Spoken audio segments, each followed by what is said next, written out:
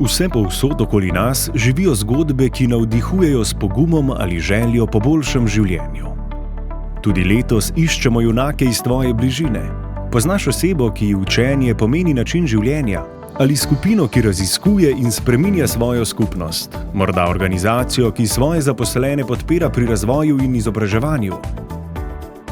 Navdihujoče zgodbe so lahko velike ali majhne, a vse spreminjajo svet na bolje.